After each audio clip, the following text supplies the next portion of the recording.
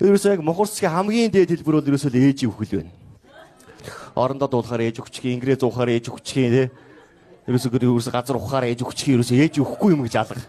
Түр ээжийн аймнаас миний аман дотор яваад байгаа мó яагаад байгаа юм бэ? Айгүй хэцүүсээ ингээл орондоо ингээл сүүнэ өөнөр ингээл туваа.